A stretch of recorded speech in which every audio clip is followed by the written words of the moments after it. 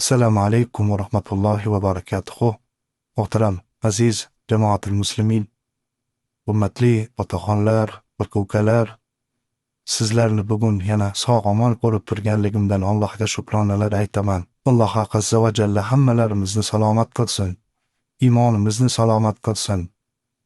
Alloh va uning rasuliga bo'lgan muhabbati, sadoqatimizni ziyoda qilsin. Rasulimiz alayhissalom bir kuni o'tiruvdilar, hujralarni oldilarda Jabroil alayhissalom keldilar. Jabroil alayhissalom kelib, Payg'ambarimiz alayhissalomga salovat salom aytarkan, "Ey Muhammad sallallohu alayhi vasallam" dedilar.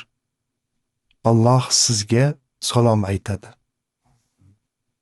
Iqra'ukas salam."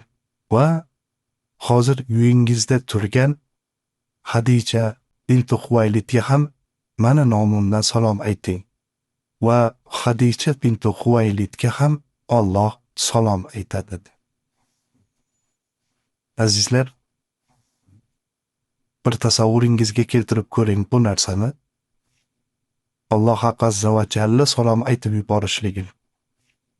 Bu masalani qanchalik darajada bu muhabbatni buni qabul qilishlik uchun qancha insonning yuragida bardosh bo'lishi kerak. Hozir birortamizga agar shu xabar bo'lsa, inson toqati juda qiyin buni ko'tarish. Bu baxtdir. Payg'ambarimiz alayhisalom kirdilar. Xadija onamiz oldilariga kirib, "Ey Xadija" dedilar. Ehtiyotini qilib aytayaptilar, haligi ba'zan odamlarga bir yangilikda aytganda ko'tarishlari qiyin-ku. Xadija, hozir Jabroil Amin alayhissalom farishta keldilar va sizga salom aytdi dedi. Xadija onamiz alik oldilar, alayhissalom xursand bo'ldilar. Uni orqasidan sekin aytibdilar-da. Yana Jabroil alayhissalom aytdiki, "Alloh azza va jalla ham sizga salom aytibdi" dedi. Xadija onamiz yig'layaptilar. Yig'lab turib, endi haligi salomga javob qaytarish kerak. Muslim assalomu alaykum desa va alaykum assalom deymiz. Assalomu alaykum degani sizga tinchlik bo'lsin degan. Allohning salomi bo'lsin, Allohning tinchligi bo'lsin. Ha, bu javobni Allohga qilib bo'lmaydi. Alloh azza va jalla o'zi salom. Ismlardan biri salom. O'zi tinchlik beradigan zot. Hech qanday xavf yo'q. Qanday unaqa javob aytdi? Xadija onamizga Alloh ilhom berdi-da, Xadija onamiz bu salomni eshitganlardan keyin Allohumma antas salam va minkas salam va ilayki yarji'us salam tabarakta va ta'ala ya tal jalali va ikrom dedilar. Mana shuni biz har doim namozdan keyin shu duoda qilamiz. Har doim kim imomlikka o'tsa, salom bergandan keyin shu duoda qiladi. Mana shu Xadija onamizning javoblari ekan. Bu degani Allohumma antas salam, ey Robbi, seni o'zing salomsan. Va minkas salom, va salom ham sendan. Ya'ni tinchlik ham o'sha salomlik, barakoti ham sendan. Va ilayki yarji'us salam, va hamma salomlar senga qaytadi. Tabarakta, va sen ulug' zotsan. Albatta sen ikromlik va mukarramlik egasisan. Jalollik egasisan. Zul jalali va ikrom. Mana shuni aytib yig'ladilar. Ya'ni bu salomni qanchalik darajada qabul qilinishlik. Endi men buni aytayotganim azizlar, men hozir sizga Alloh taolo salom aytadi degan narsani ayta olmayman. Lekin agar toqatingiz ko'tarsa, ko'zingiz yoshlansa, Payg'ambarimiz alayhissalom sizga salom aytishligini aytishingiz mumkin. Qanday qilib? Rasulimiz alayhissalomda hadislarda bor ekan. Kim agar menga salovat aytsa, qasam bilan aytadi. Qasam aytamanki, agar kim menga bitta salom aytsa, men albatta unga javob qaytaraman deganlar. Yana bir hadislarda man solla alayya solatan wahida. Kim menga bir marta salovat aytsa, sallallohu alayhi ashara salovat. O'sha bandaga Alloh taolo 10 ta salovat aytadi degan. Ya'ni o'nta Alloh salovat degani Allohdan bo'lsa rahmat degani. Ya'ni o'nta Alloh rahmatini yuborar ekan. Allohumma solli ala sayyidina Muhammad. Ana shuning uchun azizlar, siz 40 ta ko'p payg'ambarimiz alayhissalomga salovat va salom aytsangiz, Rasulimiz alayhissalatu vasallamdan shuncha javob qabul qilasiz va Alloh azza va jalladan mana shuncha barakot, rahmat yog'adi. Salovatni ko'proq aytamiz. Nima uchun azizlar? Chunki salovat ko'p aytishligimiz payg'ambarimiz sollallohu alayhi va sallamga bo'lgan muhabbatimizni ziyoda qiladi. Arablarda bir odat bor ekan, men Arabistonning safarida ko'rganman. Bir marta emas, bir nechta joyda shu narsani guvohi bo'lganman. Agar ikkita arab aytaylik yo'lda bir mashinasi bir-biriga turtilib ketadimi yoki ba'zi bir munozara bo'lib tortishib qoladimi, shu holatda urushib ketsa, o'rtada ajratayotgan odam unday qilmang deb, bizda ajratganimiz shunaqa deymiz, qo'yinglar endi, unday qilmanglar, uyat bo'ladi, ayb bo'ladi deb ajratamiz. Lekin ular bunday qilmas ekan. Ikkalalarini ajratayotganda solli ala Muhammad deb ajratar ekan. Payg'ambarimiz alayhissalatu vasallamda ismini eshitgan odam salovat aytmay iloji yo'q. Haligilar baqiryapti, ikkitasi urushyapti, bir-birini haqorat qilib urushyapti, bittasi oldiga keldi-da, solli ala Muhammad dedi. Nariga eshitgan odam Allohumma solli ala Muhammad debdi. Endi Rasululloh sollallohu alayhi vasallamga araz qila olmaydi-ku.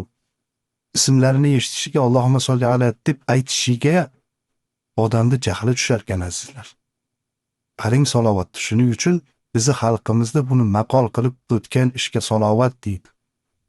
Bir narsadan xafa bo'lib ketsangiz, eskilar aytadiki, kattalarimiz, bo'pti xafa bo'lmang, o'tgan ishga salovat. Ya'ni salovat aytsangiz inson sovur ekan. Jahli siqib ketganda, bir narsadan juda g'azablanib ketganda buni bir sinab ko'ring-da. Juda ham jahl bo'lib ketganda Allohumma solli ala sayyidina Muhammad deng, shu zahotda jahlingiz ketadi. Bir ajib bir xislat bor ekan. O'shuning uchun men ko'rdim arablarda 3 marta, 4 marta shu ajratishdi. Solli ala Muhammad deb ikki tomonga aytuvdi, haligi aytib to'xtab qoldi urushchilardan. Malish deb bir-biriga kechirim so'rab ketishganini men ko'rdim. Keyin o'ylab qarab surishtirsam, bilsam, mana shu juda bir ajib odat ekan. Nima uchun? Chunki o'sha salovat aytganda insonda ham jahldan tushar ekan. Salovat aytganda muhabbati ziyoda bo'lar ekan. Salovat aytganda unga muhabbat va sadoqat ziyoda bo'lar ekan. Rivoyatlarda aytadi, bir ulug' zotlardan birlari Ka'batullohni tavof qilib yursa, bir yosh yigit Ka'bani aylanyapti, to'xtamasdan salovat aytyapti ekan. Allohumma solli ala sayyidina Muhammad va ala ali sayyidina Muhammad. Nima qilsa, yursa, tursa faqat salovat aytaverar ekan. Saida ham salovat aytaverar ekan, boshqa joyda ham. Haligi zot, shayx, ulug' zot Aliyobov yigitni chaqirib, "Sen boshqa duo bilmaysanmi?" dedi. Ko'pincha o'zi har birini duolari bor, bilasiz. Robbana atina fid dunya hasanatan aytiladi, saida ham aytiladigan duolik faqat u salovat aytadi. Keyin haligi yigit aytibdiki, "Men tavofni qilib olgandan keyin sizga aytib beray. Tavofni qilib bo'lgandan keyin bilaman boshqa duolarni. Lekin men bir voqeani guvohi bo'ldim. Aslida hajga otam bilan birga kelayotgandim. Otam birga edilar. Bir joyga kelganda otam betob bo'lib qoldilar. Kechqurunda otam qazo qilib dunyodan o'tib qoldilar. Boshlarida yig'lab o'tirdim. Yaxshi niyat bilan ota-bola hajga kelgan edik. Bir payt yarim tunda qarasam, xoh ishoning, xoh ishonmang dedi haligi yigit aytayapti. Otamning yuzi shu qadar xunuklashib ketdiki, shu qadar odamlar ko'rsa qo'rqadigan bir darajaga kelib qoldi. Odam ko'rsa qo'rqib ketadigan holatga aylanib qoldi yuzlari. Shunday bir g'alati bo'lib ketdi, bir mag'lubga aylangandek bo'lib ketdi. Qo'rqib ketdim, xijolat bo'ldim. Nima qilaman endi? Ertaman otamni dafn qilishlikda yuvib kafanlashga odamlarni chaqirsam, yana noqulay kechqurun bir narsa qilib eplab o'zim ko'mamanmi deb dedi, juda xijolat bo'lib qoldim deydi. Otamni buni holatda ko'rib, otami yuzini berkitib qo'yib yig'lab uxlab qolibman dedi. Shunda payg'ambarimiz alayhisolatu vasallam kelibdilar. kelib, "Nima yig'layapsan? Nima bo'ldi?" deb so'radi deydi tushida. Bilasizlarki, Rasulimiz alayhisolatu vasallam kimni tushiga kirsa, bu haq tush bo'ladi. Chunki shayton payg'ambarimiz alayhisolamning ko'rinishiga kira olmaydi. Rasululloh sollallohu alayhi vasallam o'zlari aytganlar, kimda men tushiga kirsam, demak men haqiqatda kiribman, chunki shayton meni tushimga kira olmaydi deganlar. Haligi tushlariga kirib payg'ambarimiz alayhisalom oldiga kelib, hali yigitga nega yig'layapsan desa, qarasa turibdi Rasululloh sollallohu alayhi vasallam. Otam shunaqa yuzi shuncha xunuk bo'lib ketdi. Juda ham xijolatman, endi hozir odamlarga nima deyman deb yig'lab o'tiribman degan ekan, yuzini och debdi. Yuzini ochgan ekan, qo'llari bilan silab qo'ygan ekanlar. 15 kundek, oydek charog'on bo'lib ketibdi. Haligi yigit hayron bo'lib, buni siri nimada degan ekan, otang juda odamlarni ko'p g'iybatga ig'vo qiladigan edi. Ko'p gunohkor, ko'p gunohlar qilgan edi. Lekin bitta jihati bor ediki, otangdaqa menga ko'p salovat aytadigan yo'q edi. Menga otangdaqa boshqa salovat ko'p aytadigan yo'q, shuning uchun debdilar. Hatto shafoat qildilar, bundoq aytsak bu dunyoga. Hali yigit aytayaptiki, mana shunaqa deb ketdilar, uyg'onib ketdim, cho'chib uyg'ondim. Otamning yuzini ochsam, otam haqiqatda ham chiroyli bo'lib qolgan ekan. Shundan beri meni og'zimdan salovat tushmayapti degan ekanlar. Haqiqatda ham azizlar, ko'proq salovat aytishimiz kerak. Allohumma solli ala sayyidina Muhammad. Eng zo'r salovat mana shu namozdagi salovatimiz. Allohumma solli ala sayyidina Muhammad mana. Va Allohumma solli ala Muhammad kama sollayta ala Ibrohim va ala ali Ibrohim. Bu o'shini aytamiz. Allohumma barik ala Muhammad va ala ali Muhammad kama barakta ala Ibrohim va ala ali Ibrohim innaka Hamidum Majid. Mana shu salovatni Rasulimiz alayhisalom ko'p tavsiya etganligi uchun namozda ham o'qiymiz-da.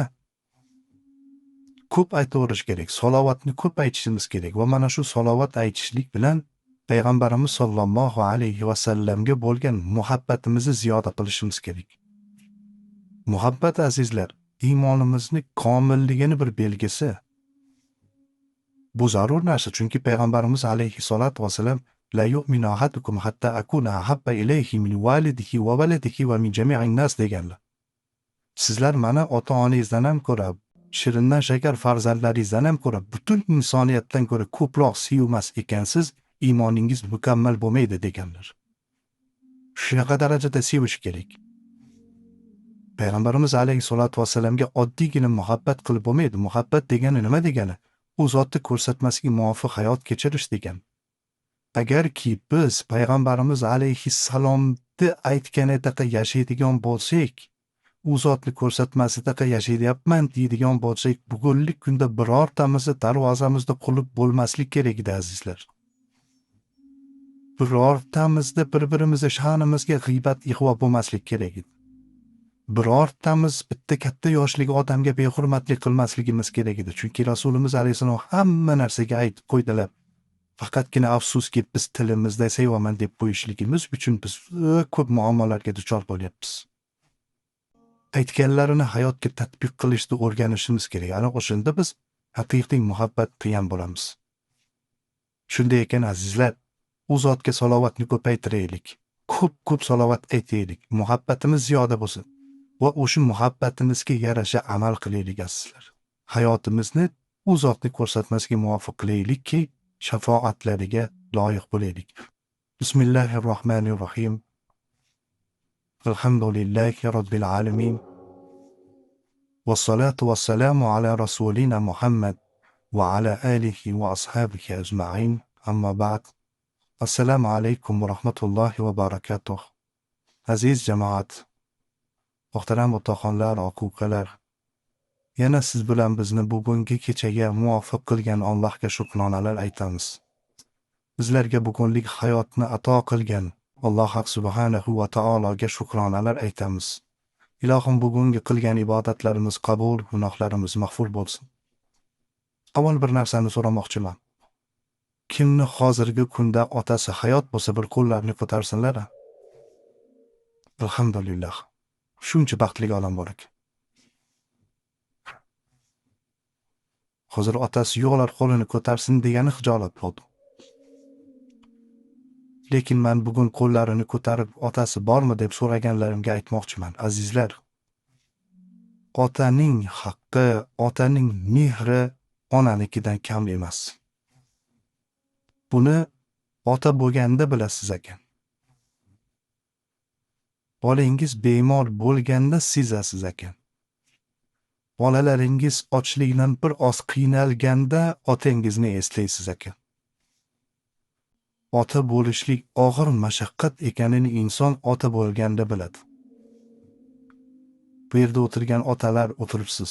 Ham otasi borlar, ham o'zi otalar. Ko'ningizni ko'tarish uchun bir hadis aytaman. Rasulimiz alayhi salatu vassalam ota haqida bir ajib hadis aytgan ekanlar. Al-validu, ota dedilar. Absatu abvabil janna. Jannatning eshiklarining o'rtadagi eshigi dedilar. Jannatda eng oliy darajadagi eshik avsat o'rtasi. Otani mana shu o'rta eshikka qiyoslayaptilar payg'ambarimiz alayhisalom. Aytdilarki, xohlasang uni ochib kirib ol, xohlasang zoya qil, ya'ni yuzingga qarshi yopib ol. Otangiz bormi deganda ko'targan qo'llaringiz bilan o'sha jannat darvozasini ochib oling. Ota shunday ulug' zot ekan azizlar. Bolasi uchun jonini berar ekan. Men buni aytishligimga sabab Jabir ibn Abdulloh degan bir sahobadan rivoyat qilingan bir hadis bor. Hadis sahih. Ammo qissalarini ba'zilar u hadisga taalluqli emas deganlari bor, lekin bir ajib qissa bilan keltirilgan. Payg'ambarimiz alayhisalom davrlarida rivoyat qilyaptilar, Jabir radhiyallohu anhu. Bir yigit kelib payg'ambarimiz alayhisalomga otasidan shikoyat qildi. Ajablanmang azizlar, bizni diniy idoramizga bir oyda bir marta bo'lsa ham otadan shikoyat qiluvchilar keladigan bo'lib qoldi. Otasidan shikoyat qilib Rasulimiz alayhisalomning oldilariga bordilar. Shikoyatini qarang, aytdilarki, kelgan yigit, "Ya Rasululloh sallallohu alayhi va sallam, otam meni topib kelgan hamma molimni ishlatib yuboryapti" dedi. Butun moli dunyoyimni ishlatib yuboryapti. Bunga haqqi bormi dedi. Payg'ambarimiz alayhisalom aytdilarki, otangizni chaqirib kel. Borib otasini Rasululloh sallallohu alayhi vasallam chaqiryapti deganlarida ota beshora bildiki, uni haqida Rasululloh sallallohu alayhi vasallamga shikoyat qilibdi. Endi bir tasavvur qiling-ya. Butun dunyolarga rahmat bo'lib kelgan payg'ambar alayhisalomga o'z o'g'li bo'lib otasini ustidan shikoyat qilishlik. Qanchalik darajada og'ir ota uchun. Otasi o'g'liga "Sen ketaverman, orqangdan boraman" dedi-da, orqasidan ketyapti. O'zlari shoir, tabiati inson bo'lgan ekan. Bolasini orqasidan ketyatib, ichida bolasidan shu darajada ranjiganidan o'g'lidan ranjib bir she'r yozib yuboribdi. She'rni tiliga ham chiqarmagan, baribir bolasini ehtiyot qilib. Faqat dilidan o'tkazibdi, qalbidan o'tkazibdi. Ayni shu paytda Jabroil alayhisalom payg'ambarimiz alayhisalomga tushib, "Ya Rasululloh sallallohu alayhi va sallam, sizga Alloh taolo salom aytadi. Hozir siz oldingizga bir mo'ysafid odam kelyapti. Shunga ayting, san ichingda kelgan ammo tilingga chiqarmagan narsani aytib ber" deb so'raysiz dedilar. Haligi odam keldi, o'g'li turibdi. Payg'ambarimiz alayhisolatu vasallam undan, "O'g'ling shikoyat qilyapti, butun moli topgan pullarini, dunyosini ishlab o'rasan ekan" dedi. Ota aytdiki, "Ya Rasululloh sallallohu alayhi vasallam, o'g'limdan so'ringchi, birortasini o'zimga ishlatdim lekin. Ishlatgan bo'lsam opa singlisiga, ammo xolasiga ishlatdim" dedi. Bu gapni gapirayotib Rasululloh "Ey" dedi. Dedi lafchada, ya'ni "Da" dedi, "To'xta" dedilar. "Qo'y buni" dedilar. "Qo'y bu gaplarni. Sen hozir kelayotganingda ichingda aytib tilingga chiqarmagan bir narsa bor ekan, shuni aytib ber" dedi. Haligi ota hayron qoldi. Payg'ambarimiz alayhisolatu vasallamga yana bir karra iymon keltirib, "Siz haqiqiy Rasululloh ekansiz. Axir buni men tilimga ham keltirmadim, qalbimdan o'tdi. Qayerdan bildingiz?" Menga bildirildi. O'sha ichingdan o'tgan narsani aytib ber deganda, haligi odam she'r o'qib berdi. Men sizlarga shu she'rni o'qib, o'sha tarjimasini aytib berishni xohladim. Haligi odam xafa bo'lib kelyapti, yo'lda ichida mana shu she'rni yozdi. Bolasi yoshligida ko'p kasal bo'lgan chog'i shuni esladi. She'rni qarang. غدوتك مولودا وعيلتك يافعا. Boqdim seni jon bolam, qalbim sururga to'lib.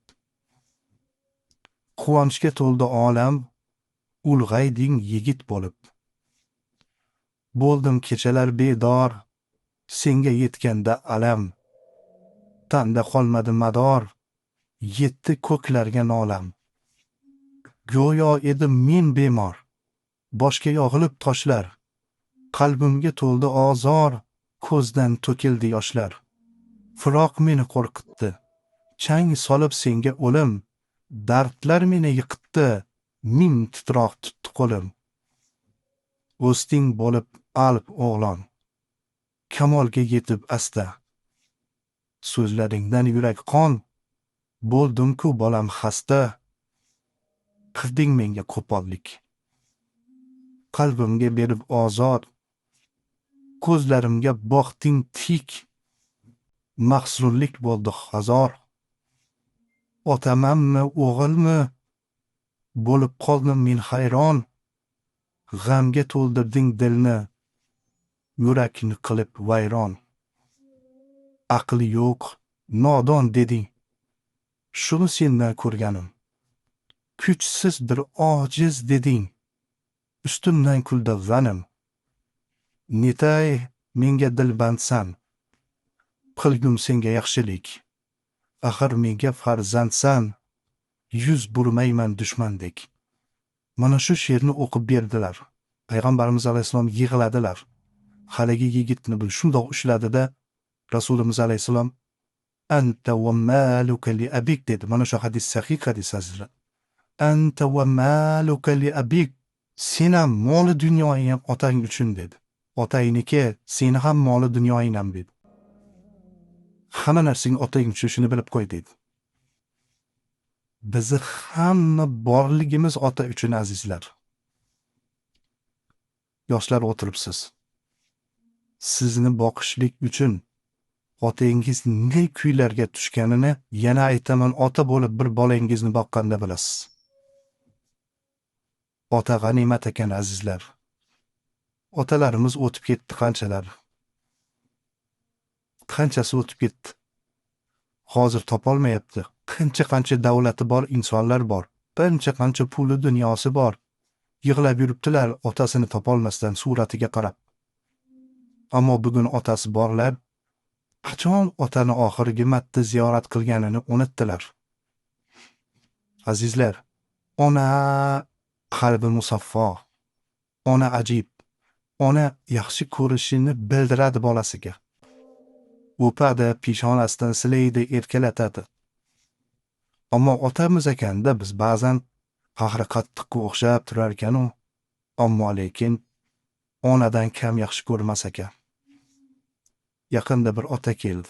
Men buni topishimga sabab azizlar, hayron bo'lmang. Bu hadisda bu she'rni aytishimga sabab mana oldimga bir ota kelib aytayapti, domla, bolamni buyragi yo'q. Kasal, buyrak olish kerak, almashtirish kerak.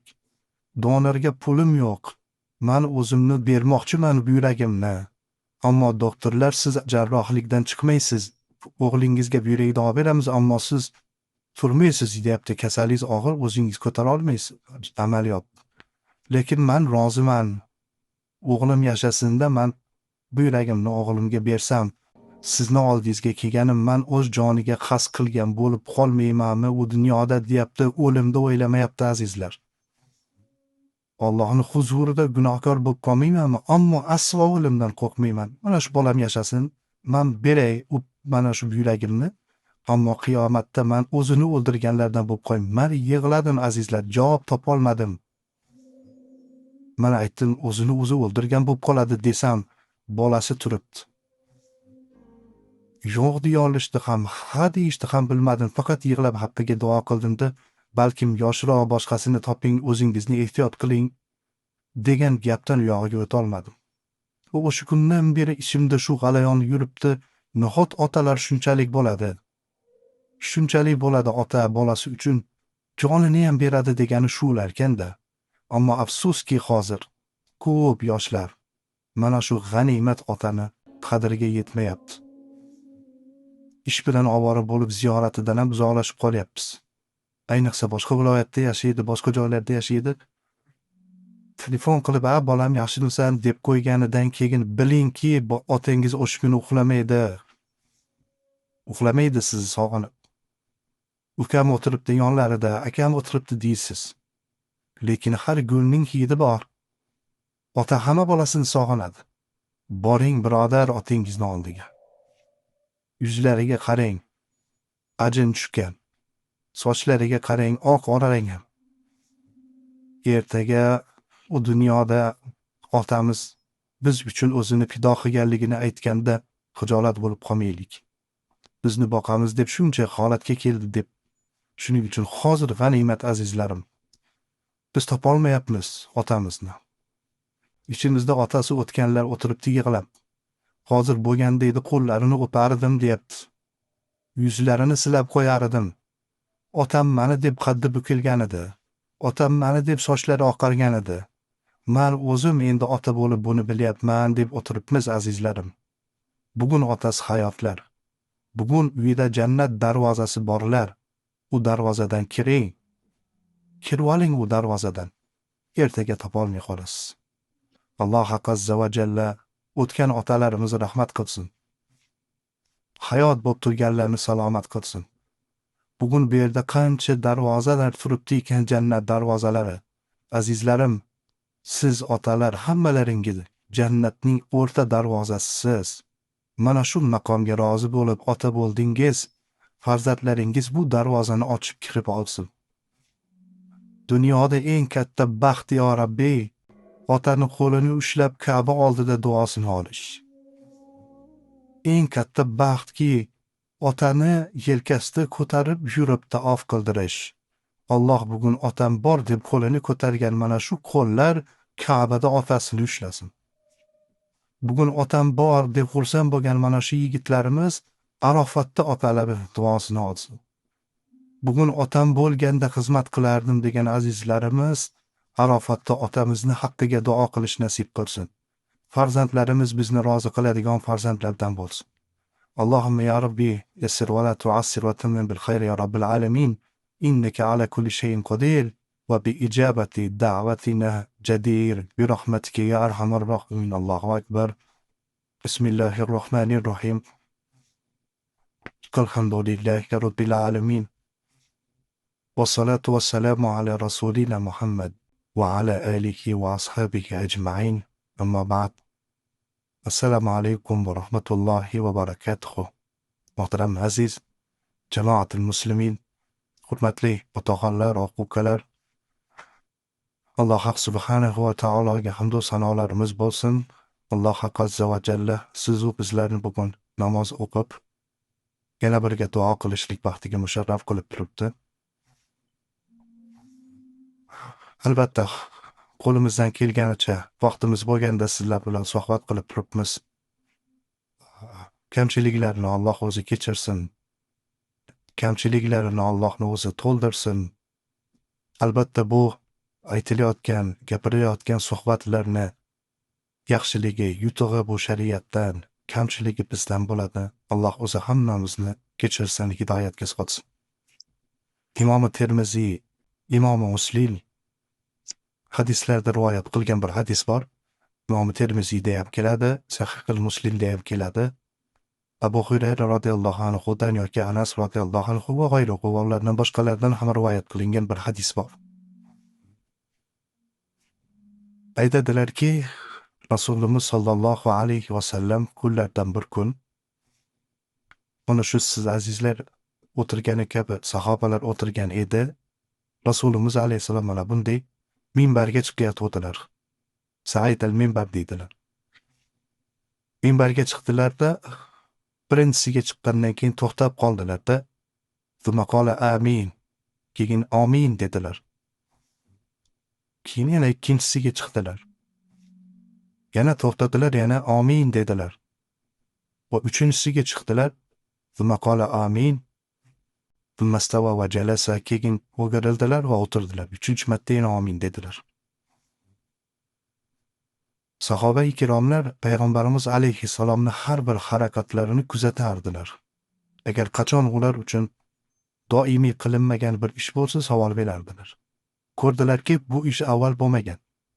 Nega endi Rasululloh sollallohu alayhi vasallam doim minbarga indamasdan chiqardilar, bu safar to'xtab yana har to'xtaganda amin amin deb chiqdilar. So'radilar sahobalar: "Ya Rasululloh sollallohu alayhi vasallam, nega 3 marta amin amin deb chiqdingiz minbarga? Avval bu narsani ko'rmagan edik bu" dedilar. Ular kutmagan gapni aytdilar. "Atani Jibroil alayhissalom" dedilar. "Men minbarga chiqayotganda Jibroil alayhissalom farishta keldilar. Har bir darajotga chiqqanda, har bir xonaga chiqqanda u zot bittadan duo qildilar va menga qul amin dedilar. Amin degin dedilar, men amin dedim. Har biriga Jibroil alayhissalom duo qildilar va payg'ambarimiz alayhissalom amin dedilar. Jibroil alayhissalom farishtalarning eng ulug'i. Qancha payg'ambar alayhissalomlar kelgan bo'lsa, hammasiga vahiyni Jibril alayhissalom olib kelganlar. Eng ulug' farishta. Mana shu zot duo qildilar.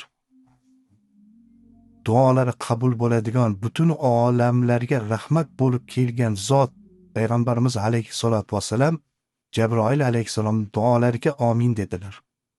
Amin degani fastajib duahu deganida, duosini qabul qil degani. Amin degani duosini qabul qil degani. Jibroil alayhissalomning duolariga payg'ambarimiz alayhissalom qo'shilib duosini qabul qil ya Rabbi deyapti. Mana o'ylaymanki, biror bir musulmon yo'qki, mana shu duoni mustajabligiga gumonda bo'lsa. Sizda gumon bormi? Yo'q. Bizda yo'q. Hech kimimizda gumon yo'q. Hammamiz aytamizki, bularning duosi demak shubhasiz qabul. Xo'p, buyuk zotlarning duosi qabuliyatiga hozir siz azizlar Imom Muslimda, Imom Termiziyda kelgan sahih hadis ekan, mana shunday ulug' hadis ekan, ulug' zotlar aytgan ekan, amin deganlikni Rasululloh tasdiqlayaptilar, aytibdilar, duo qilibdilar. Bu shubhasiz qabul deb turganingizdan keyin bu duoni nimaligini bilib turib, mana shunga yarasha amal qilishni Allohdan so'rab turing. Rasulimiz alayhisalom aytayaptilar. Nima deb duo qildilar? Jibroil alayhisalom deganlarida, birinchi darajotga chiqqanlarida Jibroil alayhisalom aytibdilarki, Rohim anfu rajulin yoki ikkinchi rivoyatda Rohim anfu mri'in, burni yerga ishqalanib ketsin. Bu iborani o'zbekchasiga aytsak, xor bo'lib ketsin degan ma'no chiqadi. Xor bo'lib ketsin, zo'r bo'lib ketsin. Shunday kishiki, ida tukirta indahu falam yusalli alayka. Sizni nomingiz uning oldida zikr qilinsa-yu, u sizga salovat aytmasa, bunaqa insonni burni yerga ishqalanib ketsin deganida Rasululloh sollallohu amin dedilar. Payg'ambarimiz alayhissalomning nomini eshitganda har qanday musulmon hech bo'lmasa alayhissalom desin azizlar. Sallallohu alayhi va sallam desin. Chunki Alloh Qur'oni Karimda ham bunga amr qildi. Sa'izu billah innalloha va malaikatahu yusalluna alan nabi ya ayyuhalladina amanu sallu alayhi va sallimu taslima dedi Alloh buyuryapti. Albatta Alloh va farishtalar payg'ambar alayhissalomga salovat aytadi. Ey mu'minlar, sizlar ham u zotga salovat salom aytinglar deyapti Alloh taolo. Demak, payg'ambarimiz alayhissalatu vassalamning nomini eshitganda, u zot zikr qilinganda albatta salovat aytishimiz kerak. Bir xilgilarimiz o'zimizcha gapiramiz, o'tirib hadisdan gapiramiz. Payg'ambar bunday degan ekan. Payg'ambar bunday degan ekan. Rasululloh sollallohu alayhi vasallamga bunaqa beodoblik qilmaslik kerak. Gapirsa hadisni oxirigacha chiroyli qilib Rasululloh sollallohu alayhi vasallam deb salovati bilan aytish kerak. U zotning nomini eshitdikmi, darhol salovat aytishimiz kerak. Darhol salovat aytishimiz kerak. Agar kimki salovat aytmasa, demak uni qalbida payg'ambarimiz alayhissalomga muhabbat yo'q azizlar. Shuning uchun ham Jibroil alayhissalom bunday insonda burni yerga ishqalansin dedilar. Ikkinchi bahonaga chiqqanlarida nima dedilar? Aytdilarki, yana xuddi shu duoni paytlatdilar. Rog'ima el frojolin yoki rog'ima el fumriin, burni yerga ishqalansin, xor bo'lsin. Shunday kishiki, agar uni uyida ota-onasi tirik bo'lsa, yo bitta otasi, yo bitta onasi tirik bo'lsa-yu, ular tirik mahalda ularni duosini, roziligini olib jannatga kira olmaydigan farzand bo'lsa, bu ham xor bo'lsin deydilar, amin deb yubordilar. Uyingizda ota-onangiz bo'lsa, ularni duosini olib, xizmatini qilib jannatiy bo'lib oling. Agar bu imkoniyatni qo'ldan chiqargan bola bo'lsa, farzand bo'lsa, o'sha duoga to'g'ri kelib qoladi. Uni imkoniyatini qo'ldan chiqarib yuborayotganlar qancha bo'lyapti azizlar? Qancha bo'lyapti? Tashqarida turib ko'pchilik bilmaysiz. Otalar, onalar ishlariga aralashyapmiz biz. Yig'layotganlar qancha? Mana Ramazon oylari, Qadr kechalari. Hammani duosi qabul bo'ladi. Magaram ota-onaga oq bo'lgan odamning duosi qabul bo'lmaydi. Ko'pchilik xursand bo'ladiki, otam, onam meni hech qachon oq qildim demagan. Demaydi-da. Hech qaysi ota-ona bolasiga oq qildim seni demaydi azizlar. Judayam endi jonidan o'tib ketmasa aytmaydi bu gapni. Zulm qilsa ham aytmaydi bolasiga. Ammo esdan chiqarmangki, kim ota-onasini yig'latsa, u ota-onasini oq qilganlar ro'yxatiga tushib qolgan bo'ladi. Ota-onasini ko'zida yosh chiqarib qo'ysa, u farzand ota-onasini oq qilganlar qatorida qiyomatda turilib hayron bo'lib turaveradi. Nimaga bunday bo'ldi ekan deb. Holbuki tirik mahalda ularni duosini olib, ularning xizmatini qilib, rizoligini olib olish kerak edi. Umrlari uzoq bo'lsin, otalar o'tiribdi. Ota-onani o'sha ota-ona bo'lganda biladi deb ko'p aytamiz. Farzanddan ko'p narsa so'ramaydi azizlar. Farzanddan faqatgina e'tibor so'raydi. Farzandiga gapirayotgan bo'lsa, uni yaxshiligini o'ylab gapiradi.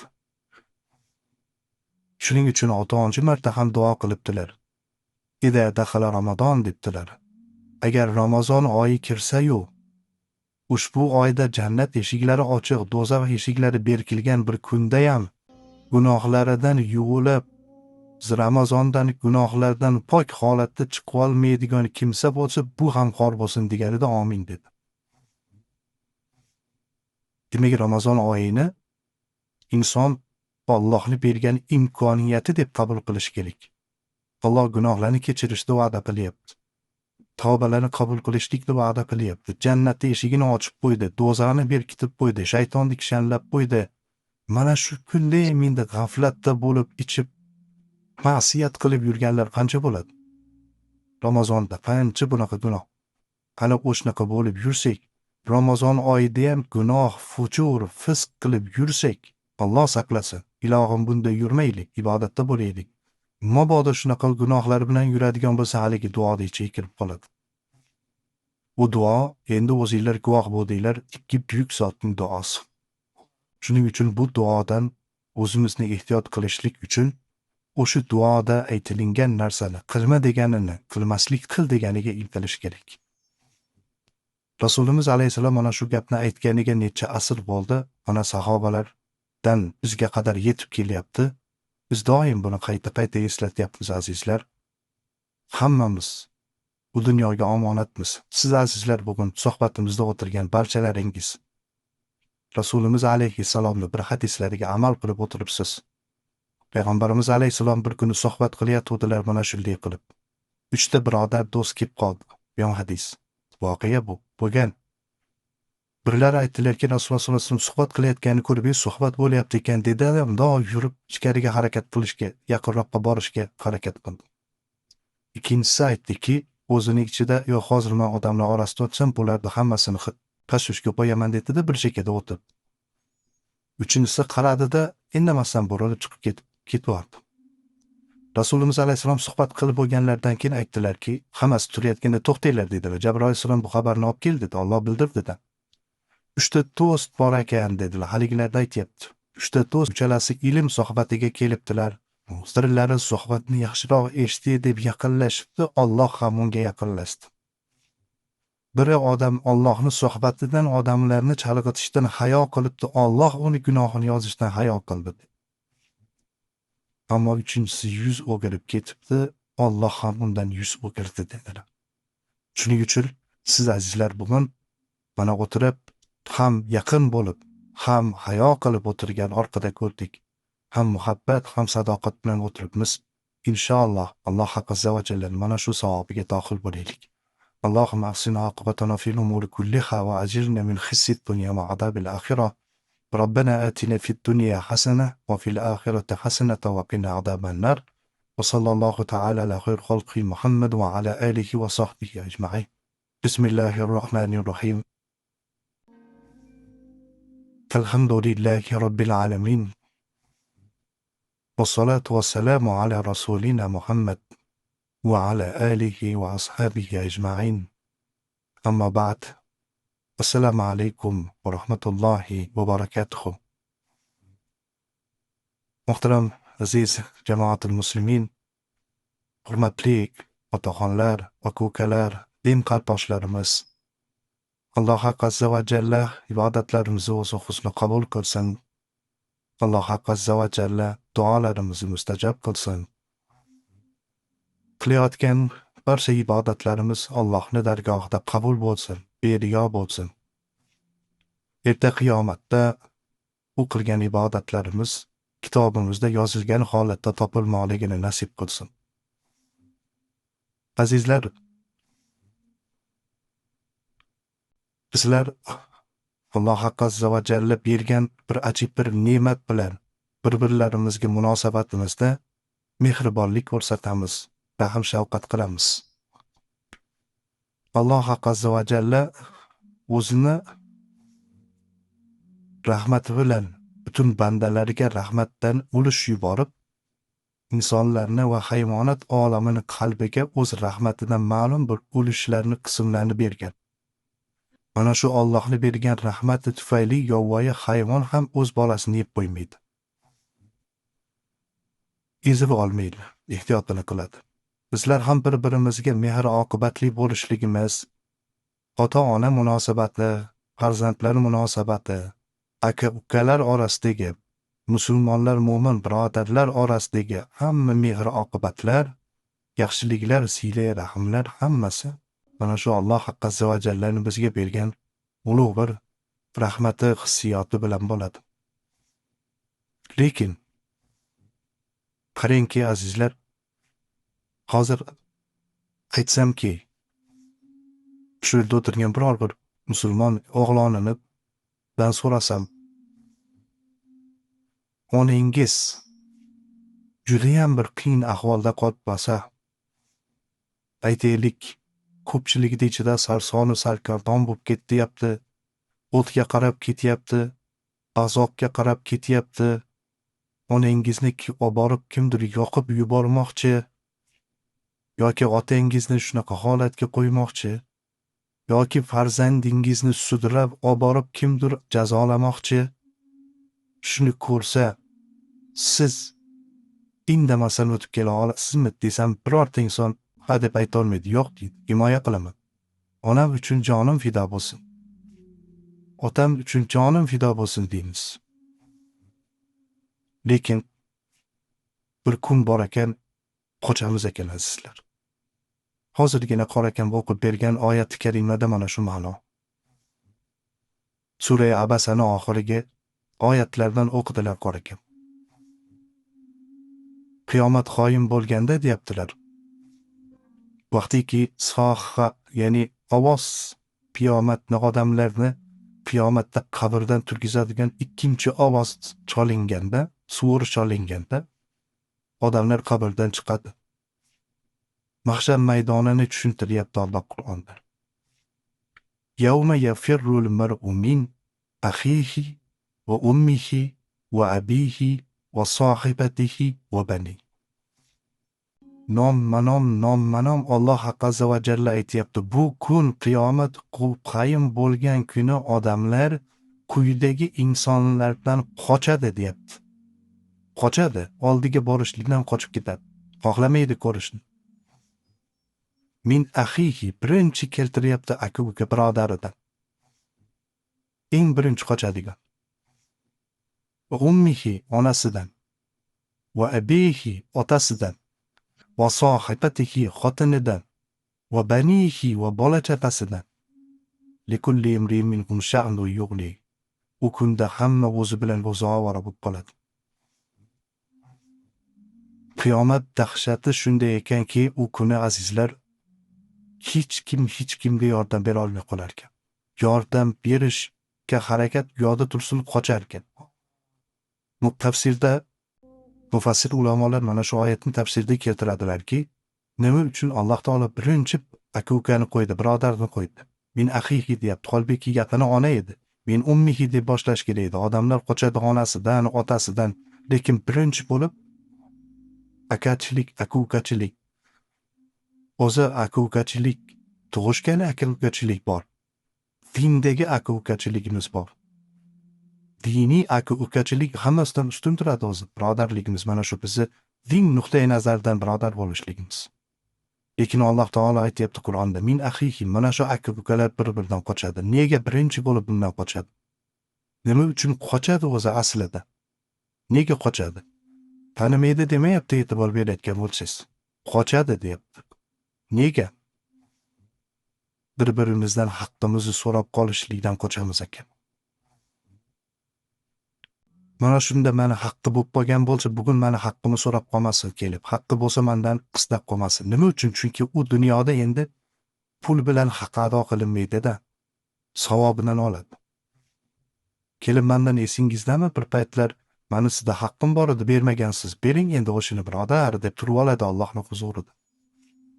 Bir-birimizni haqlarimiz, aka-ukachilik haqlari, birodarchilik haqlari mana shundan qochar ekan, bir-birini ko'rmaslik uchun.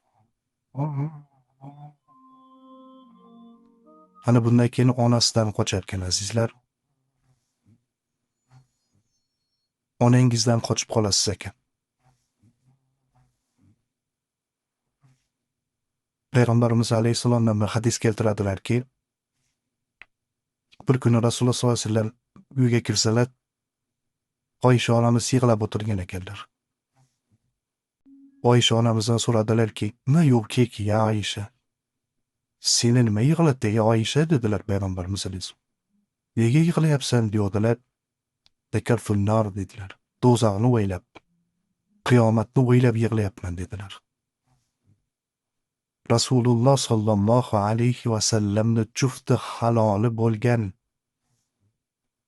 hayotini Rasululloh sollallohu alayhi va sallamga bag'ishlagan, Oysha-i Siddiqa taxallusini olgan, Payg'ambarimiz alayhi salatu va sallamdan 3 bora kimni sevasiz deganda Oyshani degan onamiz do'zaxdan qo'rqib yig'layaptilar. O'zlari xoli o'tirib yig'lab o'tirgan holatlarda Rasulimiz alayhisalom kelib qoldilar. Shunda Oysha onamiz so'radilarki, "Ya Rasululloh sollallohu alayhi vasallam, u yerda siz oilangizni, ahlingizni taniysizmi?" dedilar. Najot izlayapti-da. Payg'ambarimiz alayhisalom aytdilarki, "Ey Oysha, 3 ta makon bor, vatan bor. Talata mavatin" dedilar. 3 xil vatan joy borki, bu yerda hech kimni tanimaydi dedi. 3 ta joy bor, bu yerda hech kimni tanimaydi, hech kim bilan hech narsa qilib aralashmaydi dedi. U birinchisi indal mezon dedilar. Tarozini oldida. Taroziga amallar qo'yilayotgan mahalda hatto onamizni tanimaymiz azizlar. Hatto onamizga qaramaymiz. Hatto eng suyukli farzandimizga qaramaymiz. Hatto aka-ukamizga qaramaymiz azizlar. Chunki o'sha tarozida amalim og'ir kelarmi degan o'z tashvishimiz bilan ovoramiz. Rasululloh alayhisolom aytdilar, "Indal mezon", tarozini oldida hech kim tanimay qoladi. Ikkinchisi, indal kitob berilayotgan mahalda. O'ng qo'limdan berilarmikin, chap qo'limdan berilarmikin, kitobimni o'qing deydigan paytda o'ng qo'lmi, chap qo'lmi deb o'ylab turgan mahalda hech kim bilan tanimay qoladi, o'zi bilan ovora bo'lib qoladi. Va endi sirot va ko'prikdan o'tishlikda, sirot ko'prigidan o'tishlikda hech kim bilan tanimay qoladi. Rasulimiz alayhissalom shu gapni aytdilar Oysha onamizga. Hozir yuqoridagi oyat-i karimada ham ayni mana shu ma'nosini Alloh beryapti. Bu sargohda hech kimni tanimaslik yo'lda tursin, qochyapti. Birodaridan, aka-ukasidan, onasidan, otasidan. Nima uchun qochamiz?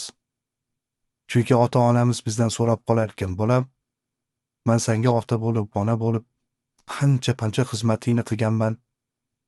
Sana deb ibodatlarimdan qolganman. Seni boqaman deb men har xil ishlar qilib qo'ygan ekanman. Buni orqasida faqat sen uchun bo'lgan bolam. Bir varaq savobingdan bergin desa, qochamiz ekan yo'q deb. Buni tasavvur qila olmaysiz hozir, bo'lishi mumkin emas deysiz, lekin oyat aytib turibdi, Alloh aytayapti, o'sha qiyomatni qoyim qiladigan zot bizni ogohlantiryapti. Deyapti, bandalarim, ertaga ota-onangizdan ham qochasiz deyapti. Yordam bera olmaysiz, yordam berishga qodir ham bo'lmaysiz, yordam berishni xohlamaysiz ham, qochasiz. Nahot inson xo'p onasidan qochar ekan, otasidan, ana bundan keyin va sohibatihi deyapti, jufti haloladan, bu dunyoda Laylu Majnun bo'lib, vaqti kelganda mana shu xotindi deb onadan kechgan.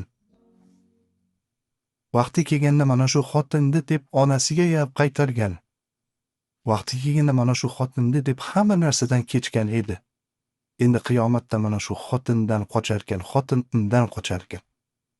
Nima uchun qochamiz? Chunki ayolimiz kelib bizdan haqqini so'rar ekan, meni maharimni bermagansiz, unimi bermagansiz bering deb. Qochib qolar ekan, ko'rmaslikka harakat qilar ekan. Va bani va bola chaqasidan qochar ekan. Bolalaridan ham toqat yetmay qolar ekan, qochar ekan. Likulli imrin minhum sha'nu yughni. Chunki hamma o'zi bilan o'zi ovora. Vujuhi yawma idin musfira. Zohikatun mustabshira. Alloh aytayapti oyat karimada. Endi o'sha kuni shunaqa bir yuzlar bo'lar ekan. Shunaqa yuzlar bo'lar ekan, ular nurli bo'lar ekan. Zohikatun mustabshira, tabassumli bo'lar ekan. Xursand, mubosharatan bajoratli, xursandlik ko'rinishda bo'lar ekan. Shunaqa yuzlar bo'lar ekan. Ular savob amallarni qilgan, qo'rqmayotgan, hamma amalini Alloh uchun qilgan. Va yana shunday yuzlar bo'lar ekan. Va vujuhi yawma idin alayha g'abara, tarhaquha qatara. Yuzlarida g'uborli, qorayib ketgan yuzlar bo'lar ekan. Qiyomatdan turayotganda o'sha yuzidan ma'lum bo'lib qolar ekan odam. Chunki insonda ichidagi hissiyotini yuz bildiradi. Hozir birontasi qo'rqib ketsa rangi oqarib ketadi. Aytamiz, qo'rqib ketdi, rangi oqarib ketdi deymiz. G'azablansa qizarib ketadi. Qizarib ketdi rangi. Nima uchun g'azablandi? Qorayadi odam. Xuddi shuni aytayapti qiyomatda ham Alloh taolo, ba'zi yuzlar bo'lar ekan, tabassumli, rohatli, ba'zi yuzlar bo'lar ekan, qoraygan, g'uborli. Ana o'sha qorayib ketgan o'sha g'uborlilar, ulaika humul kafaratul fajr. Ana o'shalar Alloh taolaga kufr keltirgan va Allohga fujur keltirganlar. Ana o'shalar azizlar qorayib ketadi deyapti. Payg'ambarimiz alayhissalom Oysha onamizga haligi gapni aytdilar. U biz uchun aytildi. Men aytmoqchimanki, azizlarim, yoshlar o'tiribmiz hammamiz. Demak, har qancha mehrimiz, oqibatimiz bo'lsa, bu dunyoda qilib olaylik. Bu dunyoda qila olmaymiz ekan. Na otamizga, na onamizga, na bolamizga. Shuning uchun bu dunyoda qilaylik. Qanday qilib qilish mumkin bu dunyoda? Bir-birimizni ibodatga chaqiramiz. Bir-birimizni yaxshilikka chaqiramiz. Oysha onamizni yig'labdilar, biz ham bir tomchi bo'lsa ham ko'zimizdan Allohning azobidan qo'rqib yosh chiqarishimiz kerak mana shu dunyoda. Bu dunyoda foydasi yo'q azizlar. Hayotimizda xuddi bizga jannat va'da qilinib qo'yganidek, xuddi bizni hamma amalimiz Allohning qoshida qabul qilingandek biror marta ko'zimizdan bir tomchi yosh chiqarmasdan o'tib ketayotganlarimiz bor. Payg'ambarimiz alayhissalom duo qilardilar, Allohim ko'zimni yoshlanmaydigan qilib qo'ymagin deb. Ko'zning yoshlanmay qolishligidan Alloh saqlasin. Shunday sahobalar bo'lganlar, sahoba bo'lganlar, Alloh ulardan rozi bo'lgan degan so'zga loyiq bo'lgan sahobalarda ko'zlaridan oqqan yoshlari natijasida ko'zning ostida ariqqa o'xshab mundoq chiziq bo'lib qolar ekan, yig'lavergan edi. Nima uchun? Allohning azobidan qo'rqib. Alloh azza va jallaning azobidan qo'rqib yig'lab, Allohga istig'for aytib, bu dunyoda o'sha farzandimizga u dunyoda yordam bera olmaymizmi? Bu dunyoda yordam berishimiz kerak. Agarki kimni farzandi ertalab bomdodga uxlab turganini ko'rib, "Man bolamga rahmim keldi, uxlaversin, charchagan" desa, u dunyodagi eng qahr qattiq ota-ona bo'ladi. Chunki azobiga rozi bo'lyapti. Uni uyg'otish kerak, uni boshini silab uyg'otish kerak. Bolam, bugun men senga yaxshilik qila olmayman. Bugun men senga mehr ko'rsata olmayman. Bugun men sendan qocha olmayman. Tur bolam, ibodatingni qil. Boshingni sajdaga qo'y. Allohga istig'for ayt deb aytilish kerak bugun azizlar. Bugun onangiz hayotligida, otangiz hayotligida bugun ularga yaxshilik qiling. O'tib ketganda ham hozir hayot bo'lib turganimizda imkoniyat bor. Savoblaringizni qiling, ota-onangizga bag'ishlang. Yaxshi ishlarni qiling, ota-onangizga bag'ishlang. Ularni daftariga yozsin. Bu dunyoda hech narsa qila olmaymiz. Faqatgina bu dunyoda. Shuning uchun Alloh azza va jalladan so'rab qolaylikki, Alloh qiyomatda bizni hammamizni yuzimizni tabassumli qilsin ya Rabbi. Allohumma aqsina oqibatana fil umuri kulliha va ajirna min xizyi dunya va azabil oxir. Allohu akbar. Assalomu alaykum. Bismillahirrohmanirrohim. Alhamdulillahi robbil alamin. Vassalatu vassalamu ala rasulina Muhammad va ala alihi va ashabihi ajma'in. Amma ba'd. Assalomu alaykum va rahmatullohi va barakatuh. Muhtaram aziz jamoatul muslimin, hurmatli otaxonlar, aka-ukalarimiz, Alloh azza va jalla hammalarimiz ibodatlarimizni qabul qilsin. Hammamiz biror bir joyga safarga bormoqchi bo'lsak, safarga tayyorgarlik ko'ramiz. Nimalar qilishimiz kerak? Uzoqroq safar bo'lsa, safarni tadorigini ko'ramiz.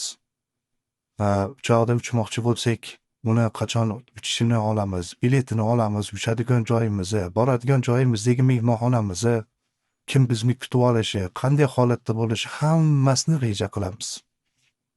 Rejasiz hech yerga chiqmaymiz. Agar rejasiz chiqsa, odam qiynalib qoladi. Shuning uchun albatta reja qiladi. Endi yana bir safarimiz bor ekanda azizlar. Bu safar bu dunyodan ketish safari ekan. Ehtimol bu mavzu bir oz og'irroq bo'lar. Ko'pchilik ayni mana shu mavzuni xohlamaydi. Bandamizda yashashni yaxshi ko'ramiz, hayotni sevamiz. Shuning uchun shu vafot qilish, oxirat haqida, o'lim haqida kamroq gaplashishlikni ma'qul ko'ramiz.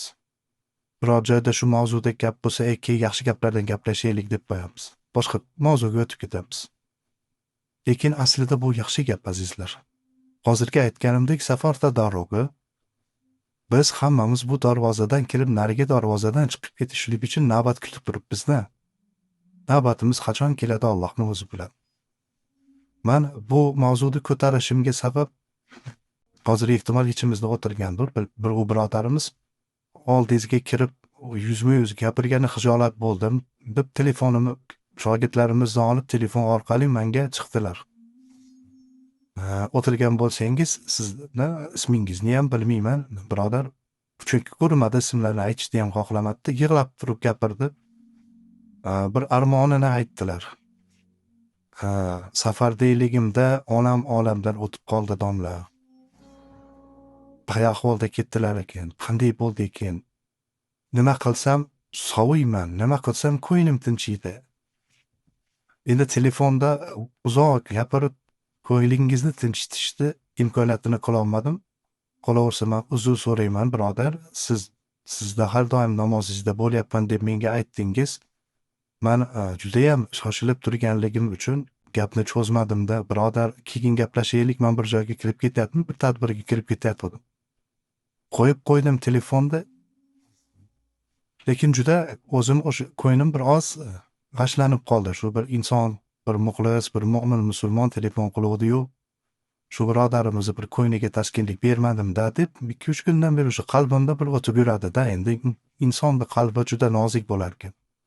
Shuning uchun mayli o'sha birodarimiz o'tirgan bo'lsa, u birodarimiz orqali siz azizlarga ham bu bo'lib qolsin degan ma'noda shu mavzuni tanladim, agar ruxsat berishlaringiz. Bu dunyodan kuzatishlik, bu dunyodan ketishlik mu'min uchun juda qo'rqinchli narsa emas ekan azizlar. Men o'zim ham o'ylanib yurardim. Bu dunyodan ketishlikni o'ylaganimizda qo'rqar edik, dahshatli ko'rinardi. Lekin bir sahih hadis bor ekan. Bu hadisni ko'proq Barro ibn Ozibning hadisi deb yuritilar ekan. Mana shu sahoba aytib bergan. Mana shu hadisni men qayta o'qiganimdan keyin to'g'risini aytsam sizlarga, qalbimda bir ajib, bir xursandchilik paydo bo'ldiki, buni ayta olmayman. Mu'min bo'lganligim uchun, musulmon bo'lganligim uchun Allohga hamd sano aytib yubordim. Mu'min musulmon qilib yaratganligi uchun Allohga minglab sanolarim, hamdlarim bo'lsin dedim. Men o'ylaymanki, siz ham hozir bu hadisni eshitib qalbingizda minglab Allohga hamd aytasiz, chunki mu'min qilib yaratganligi uchun. Keling, hadisni o'rganamiz.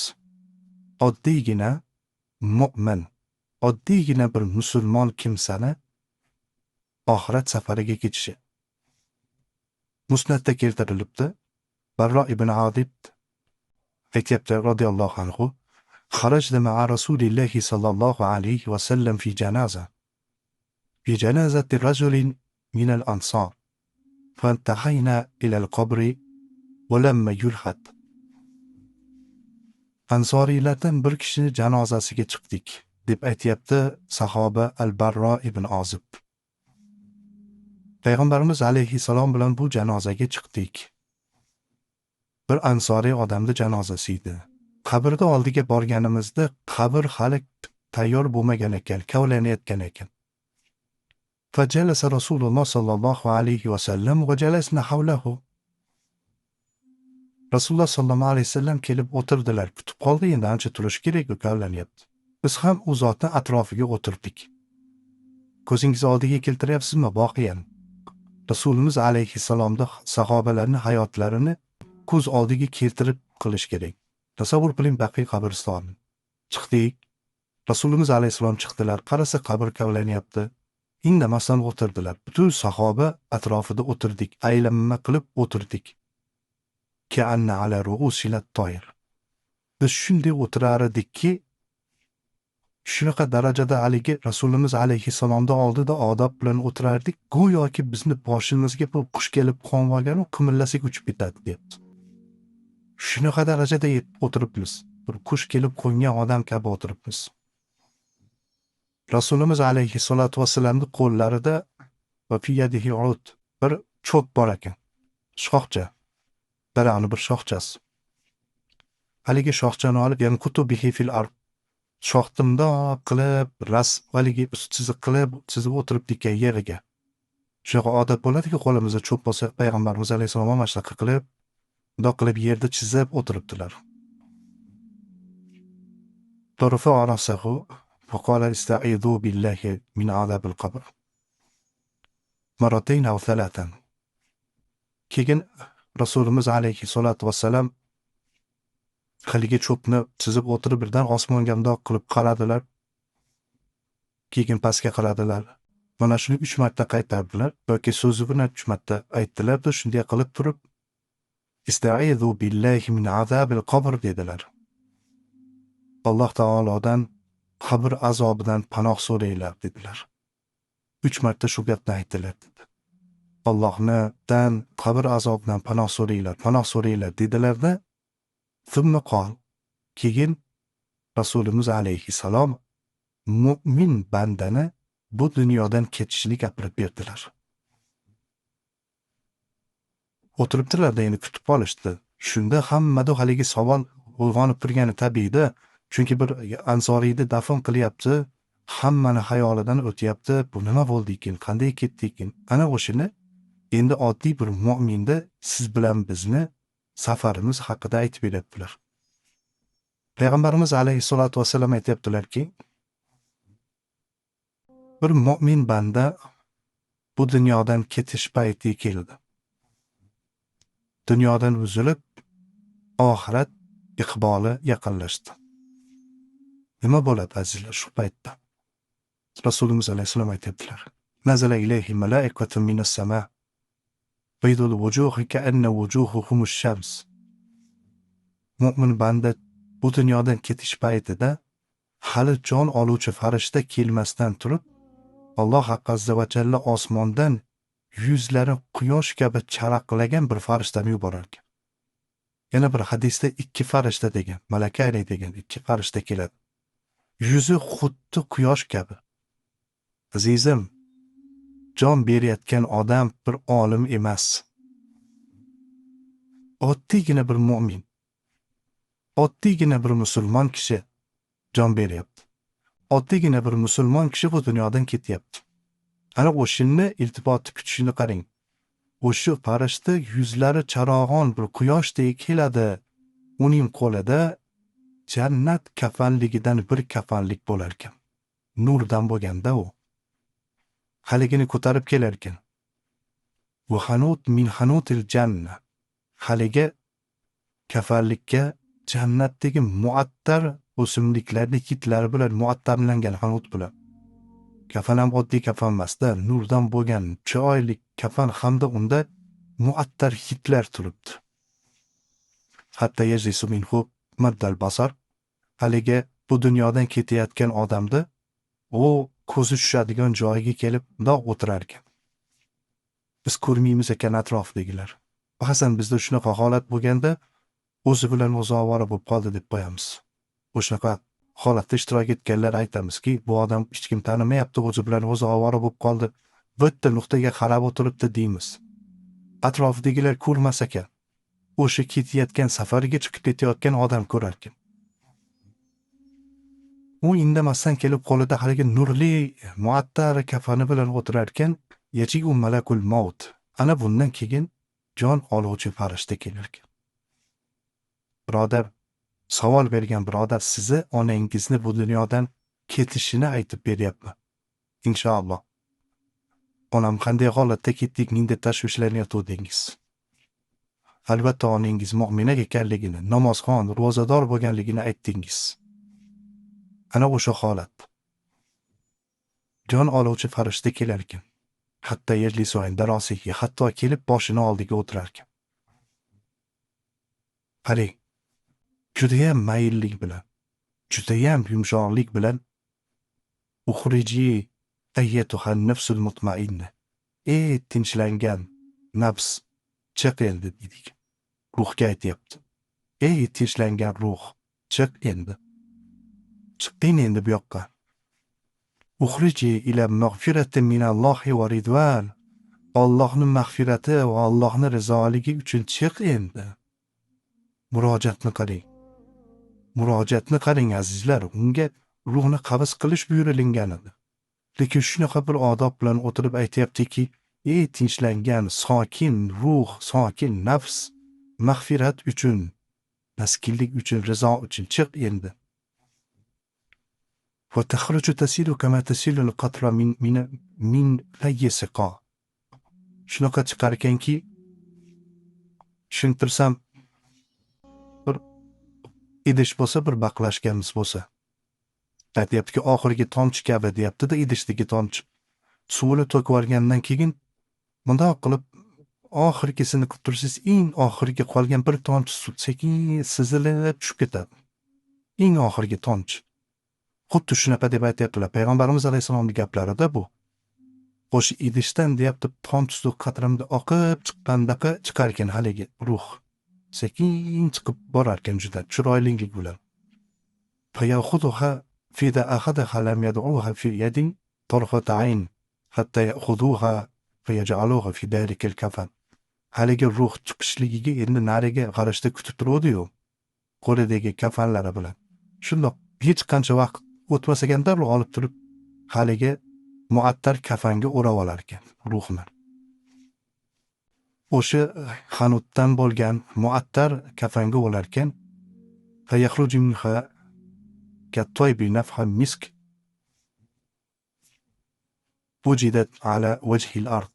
Haligi kafanda o'ragandan keyin undan shunaqa bir misk ambarlarni hidi chiqib butun yerni qoplab orar ekan qarang. Muattar bo'lib ketar ekan. Ana bundan keyin o'shini olib haligi farishta osmonga qarab uchar ekan. Ko'tarilar ekan. Osmonga chiqqandan keyin har bir osmonga chiqqanda u yerdan mala'in min mala'ikat farishtalardan bo'lgan jamoa kutib olar ekan. Haligi ko'tarib olib chiqib ketayotganda farishtalar hayron bo'lib, olib chiqib ketayotgan farishtaga aytar ekanki, "Ma hada ruhu tayyiba." Bu buncha ham shirin ruh ekan-a? Buncha ham yaxshi ruh ekan bu. Kim bu? deb so'rar ekan. Fayaqulu ruhu fulan ibn fulan bi ahsani asma'ihi allati kanu yusammunahu biha fi dunya. Ali farishta bu dunyoda u odamda qaysi ism bilan aytishlikni yaxshi ko'rgan bo'lsa, shu ismi bilan aytar ekan. Ali farishta olib chiqib ketganda kim bu desa, haligi birodarimiz onasini hozir aytgan onasini ismlarini aytmovdi menga, falonchi xon, falonchini qizi deb aytar ekanda. Fayaqulullohu azza va jalla. Alloh taolo hatta yuntaha bihi ila sama'i sabi'a 7-ga borib to'xtagandan keyin Alloh azza va jalla aytar ekanki, "Uktubu kitaba abdi fi illiyin." Mana bu bandamni ismini illiyinga yozib qo'yinglar. Yuqoridagi eng oliy joyga yozinglar. Va'iduhu va uni endi pastga qaytaringlar. Ruhiga qaytaringlar, chunki men va'da berganman, tuproqdan yaratdim, yana tuproqqa qaytaraman va tuproqdan qayta chiqaraman deganman. Shuning uchun qaytaringlar deb, azizlar, u paytda bu ahllar bundan biz bexabar mayitni, jasadni yuvib, kafanlab, hurmat qilib, janozasini o'qib dafn qilamiz. Biz bilmaymizki, ruh o'sh tepada mana shunday malakut osmonida turibdi. Qabrga qo'yilgan jasadga ruhni Alloh taolo qaytarar ekan.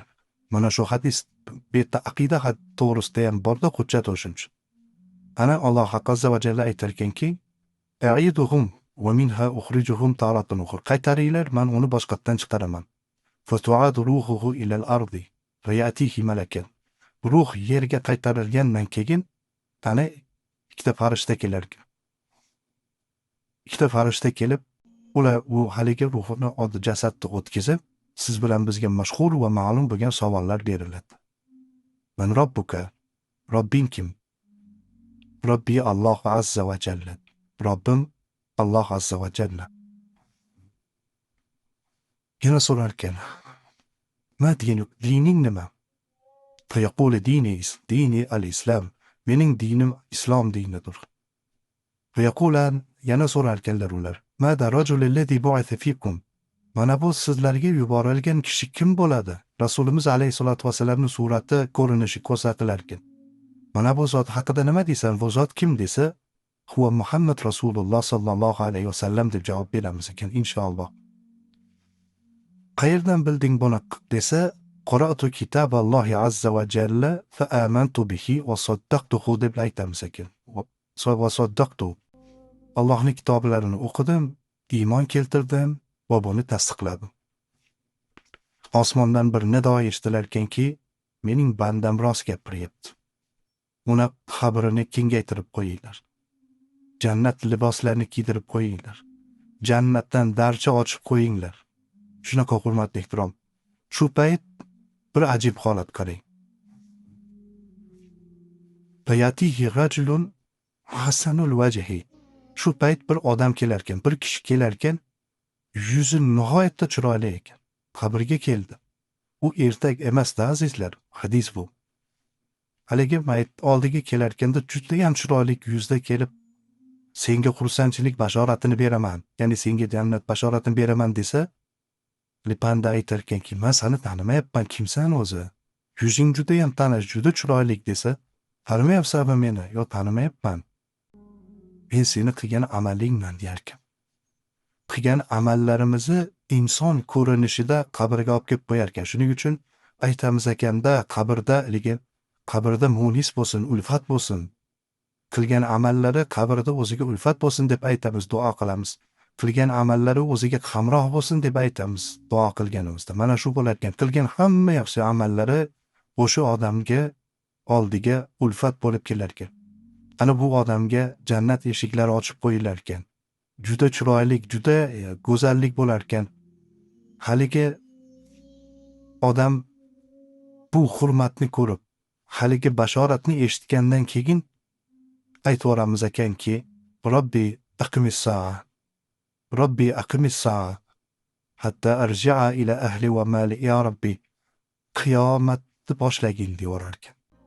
Endi qo'rqmaydi-da, qiyomat boshlagin, men oilamga qaytay, oilam oldiga boray deyorar ekan. Muslim mana shunday bir xursandchilikni bashoratini berar ekan. Demak, musulmon banda bu dunyodan mana shunday hurmat va izzat bilan ketarkan azizlar. Bitta mu'minni olib ketish padorigini aytdim men.